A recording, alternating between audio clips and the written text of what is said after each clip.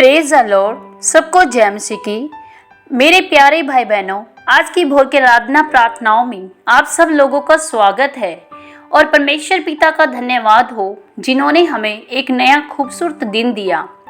मैं आशा और उम्मीद करती हूँ कि आप सब परमेश्वर पिता के सामर्थ्य और सुरक्षित हाथों में आनंदित हैं और आशीषित हैं। हालेलुया।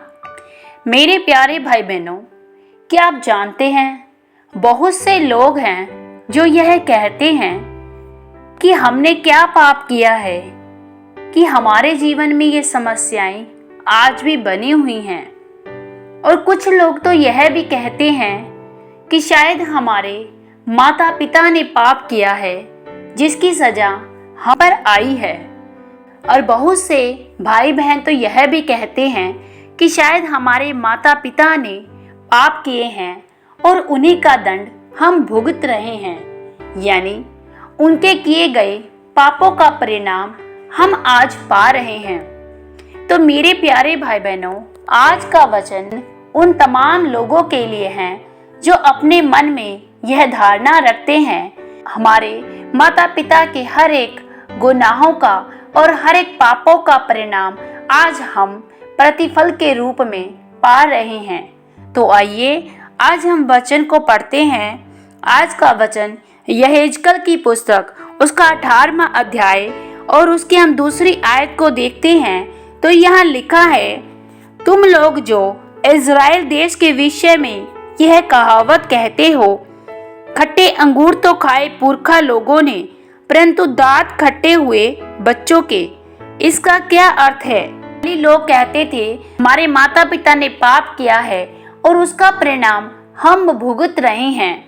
तब परमेश्वर उन लोगों को निरुत्तर करता है और उनको जवाब देता है और कहता है, देखो सबों के प्राण तो मेरे हैं, जैसा पिता का प्राण वैसा ही पुत्र का भी, और दोनों मेरे ही हैं। इसलिए जो प्राणी पाप करे वही मर जाएगा।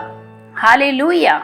और आगे यहाँ परमेश्वर तमाम उन पापों को बताते हैं और लिखा है, जो कोई धर्मी हो और न्याय और धर्म के काम करे, न तो पहाड़ों के पूजा स्थलों पर भोजन किया हो, न इज़राइल के घराने की मूर्तों की आंखें उठाई हो, न प्राय स्त्री को बिगाड़ा हो, न ऋतुमती के पास गया हो, न किसी पर अंधेर किया हो, वरन ऋणी को उसके बंधक लौटा दी हो, न किसी को लूटा हो, वरन भूखे को अपनी रोटी दी हो, या नंगे को कपड़ा ओढ़ाया हो, न ब्याज पर रुपए दिया हो, न रुपए की बढ़ती ली हो, और अपना हाथ कुटिल काम से रोका हो, मनुष्य के भी सच्चाई से न्याय किया हो, मेरी विधियों पर चलता और मेरे नियमों को मानता हुआ सच्चाई से काम किया हो, ऐसा मनुष्य धर्मी है, वह निश्चय जीवित रहेगा।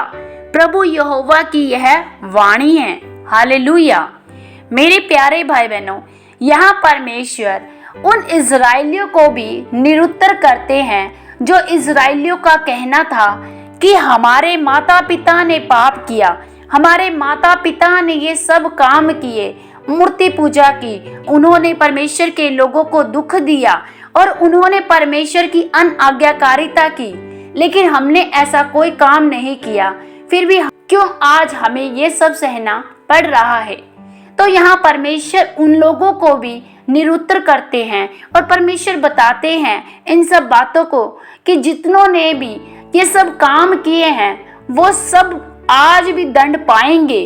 और यह नहीं कि आपके माता पिता ने ये काम किया है तो आप उनका दंड भुगतोगे। नहीं मेरे भाई बहनों, यहाँ हम आगे पढ़ते हैं तो यहाँ परमेश्वर के वचन में लिखा है, जो प्राणी पाप करे वही मरेगा, न तो पुत्र पिता के अधर्म का भार उठाएगा और न पिता पुत्र का। धर्मी को अपने ही धर्म का फल और दुष्ट को अपनी ही दुष्टता का फल मिलेगा।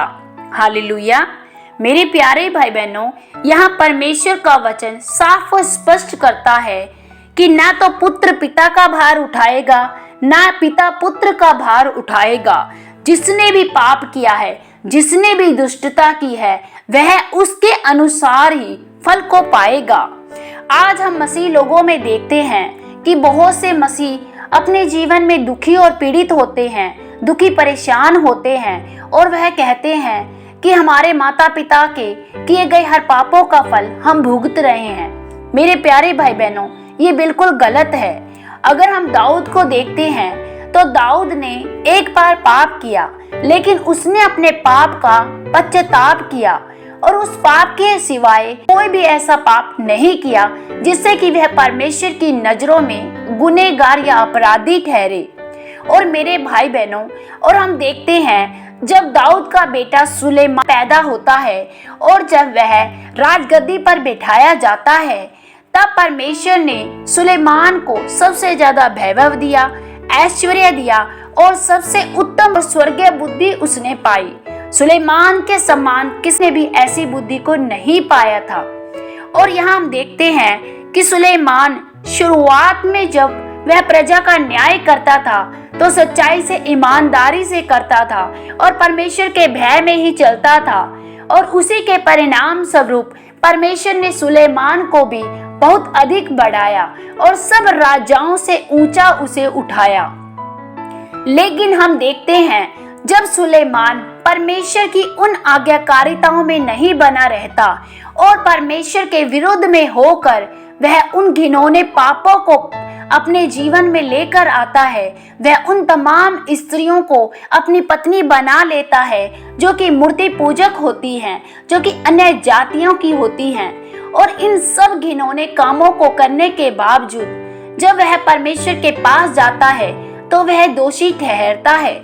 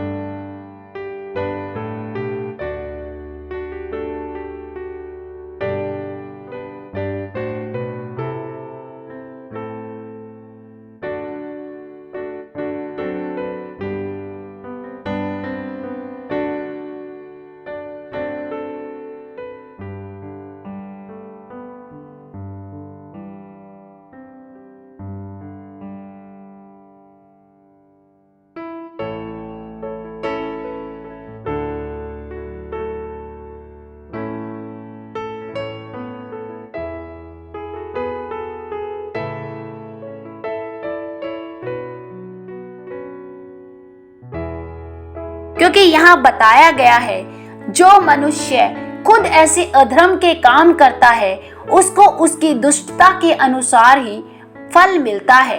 क्योंकि यहाँ परमेश्वर साफ और स्पष्ट कर देते हैं कि ना तो पुत्र पिता का भार उठाएगा, ना पिता पुत्र का भार उठाएगा, केवल वही अधर्म का काम करता है वही उस पाप का भार उठाएगा और उस दुष्टता का फल भोगेगा।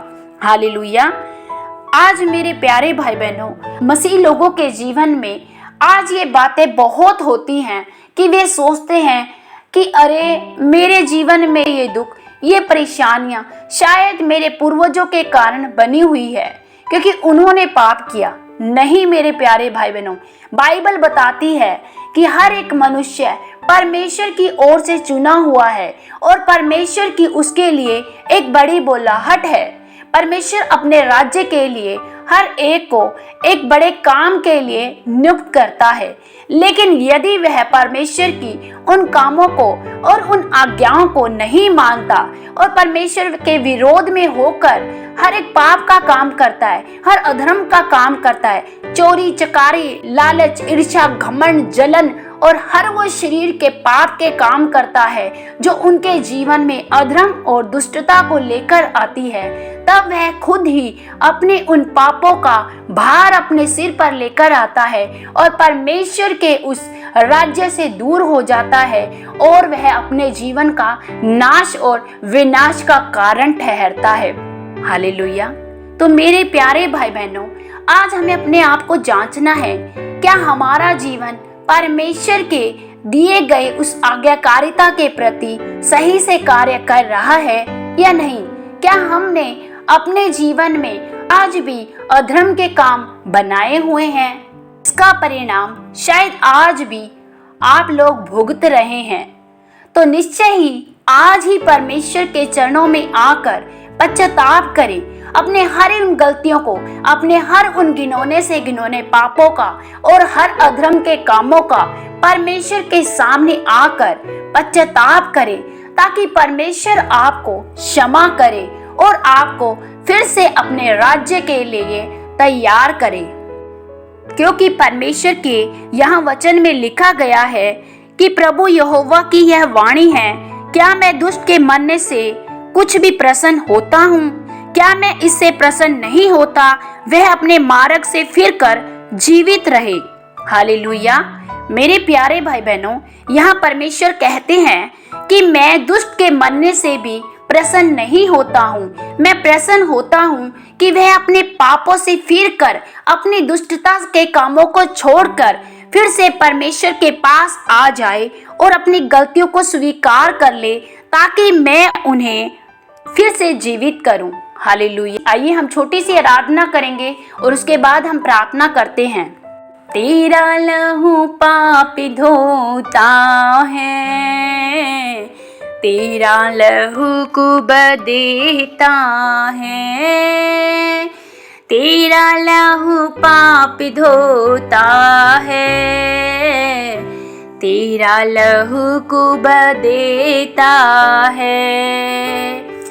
तेरे लहू की ढाल से मिटते गुनाह और खिलते हैं फूल। तेरा लहू, तेरा लहू, तेरा लहू पाक करता है, तेरा लहू कुब देता है, तेरा लहू पाक करता है, तेरा लहू कुब देता है। तेरा लहू, तेरा लहू, तेरा लहू पाक करता है, तेरा लहू कुब देता है।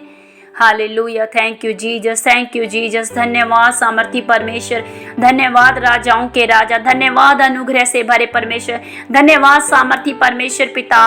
धन्यवाद करते हैं प्यारे प्रभु आज के खूबसूरत दिन के लिए। प्रभु अपने इन तमाम प्यारे भाई बहनों के लिए मैं आपका धन्यवाद करती हूँ। प्रभु अपने सारे भाई बहनों को तेरे पवित्र सामर्थी हाथों में सौंपती हूँ, तेरे लहू में छुपाती हूँ। प्यारे प्रभु तेरे बड़े अनुग्रह का हाथ में इनके जीवन पर मांगती हूँ, तेरा सामर्थी हाथ में इनके जीवन पर मांगती हूँ।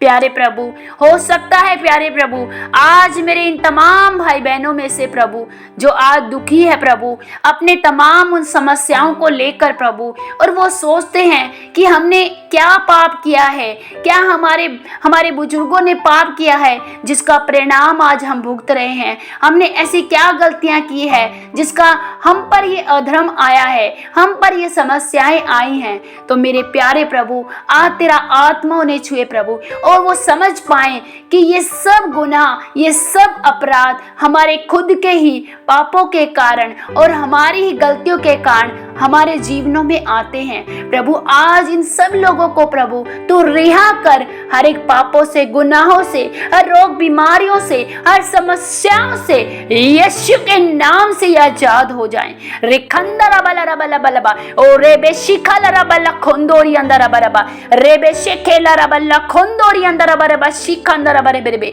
मैं ब्लेस करती हूँ यीशु के नाम से, मैं छुटकारे की घोषणा करती हूँ यीशु के नाम से। घोषणा करती हूँ शत्रु की कोई भी युक्ति इनके जीवन में सफल नहीं होगी यीशु के नाम से। मैं घोषणा करती हूँ शत्रु का कोई भी हथियार इनके जीवन पर सफल नहीं होगा यीशु के नाम से। खुदावंद आप इन्हें ब्लेस करें प्रभु, आप इन्हें सही मार्गदर्शन दीजिए प्रभु जी, आपका आत्मा इनकी अगुवाई करे प्रभु जी। ये अपने हर गुनाहों को स्वीकार करें प्रभु और अपने हर समस्याओं से छूट जाएं यीशु के नाम से प्रभु। पिता जितनों ने भी गलती गुनाह किए प्रभु, वो आज अपने गुनाहों को प्रभु स्वीकार करते हुए प्रभु तेरे चरणों में आए प्रभु, और प्रभु आज वो पश्चाताप करके प्रभु जी अपने गुनाहों से आजाद हो जाएं यीशु के नाम से प्रभु।